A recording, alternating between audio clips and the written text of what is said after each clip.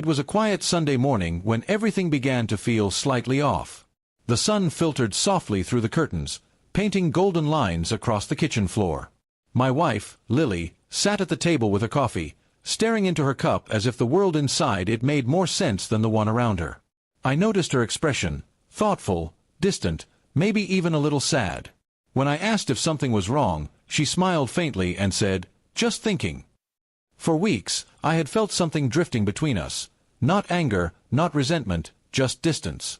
The kind that doesn't announce itself loudly but slowly builds in the spaces between conversations.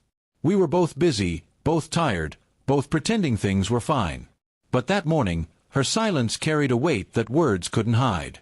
After breakfast, she walked to the window and said quietly, "I miss my freedom." The words hung in the air, gentle yet heavy. Before everything got so serious, before responsibilities, before us. I stood there, unsure what to say. I wanted to tell her that marriage didn't mean losing herself, but I could see the exhaustion in her eyes. Not from me, but from the pressure she carried inside her own heart. Later that day, she placed her wedding ring on the nightstand. There was no anger in the gesture, no shouting or tears. Just a quiet surrender. "I need time," she said. "Not to run away, just to breathe."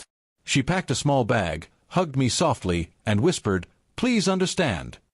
I wanted to stop her, but something told me this was a journey she had to take alone. The house felt unbearably empty after she left. Every corner held a memory. Laughter from movie nights, late dinners, and small arguments that suddenly didn't seem to matter anymore. I tried to keep myself busy, going to work, cleaning up, talking to friends, but everything felt muted without her around. I didn't know if she'd come back or if she was gone for good, and the uncertainty was the hardest part. A few days later, I got a call from her sister.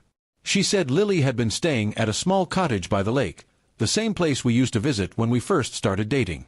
She wasn't answering calls or messages, just spending her days reading and walking by the water. Her sister's voice was calm but concerned. "She's not running from you," she said. "She's trying to find herself again." I thought about driving there, but I didn't want to intrude on her peace. Instead, I wrote her a letter. I told her that I wasn't angry, that I just wanted her to be happy, even if that meant taking time apart. I slipped it into an envelope and mailed it the next morning, unsure if she'd even read it. Days turned into weeks. I missed her more than I admitted to anyone. Every time I looked at her ring on the nightstand, I wondered what it meant now. Was it a pause or an ending? Part of me feared the latter, but deep down, I hoped she'd find her way back. Then one evening, as I was finishing up at work, my phone rang. It was Lily. Her voice trembled slightly, but it wasn't sadness I heard, it was clarity. "I got your letter," she said. "It made me realize something. I wasn't missing my freedom, I was missing balance. I thought I'd lost myself in being a wife, but really, I'd just forgotten how to make space for both." I didn't say much, I didn't need to. She went on, "I'm coming home tomorrow. Not because everything's perfect, but because I want to learn how to live fully, with you, not around you." I closed my eyes, feeling a wave of relief wash over me. That simple call changed everything. When she came home the next day, she looked peaceful, lighter somehow. She walked in, glanced at the ring still resting where she'd left it, and smiled faintly. "You kept it safe," she said. I nodded. It was never mine to keep, just ours to protect. She slipped it back on, not as a symbol of obligation, but as a quiet promise to begin again. We talked late into the night, about everything, our fears, dreams, mistakes, and hopes. For the first time in a long while, it didn't feel like we were fixing something broken. It felt like we were creating something new from the pieces of who we were. Over time, life returned to normal, but with softer edges. She started painting again, taking weekend trips with her friends, and I learned to give her space without feeling left behind. We found a rhythm that worked, one that allowed both of us to breathe freely, together and apart.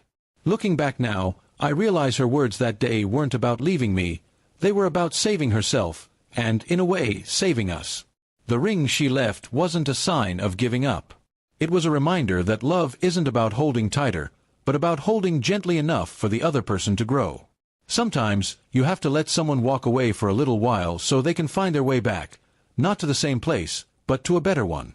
For us, that call didn't just change everything.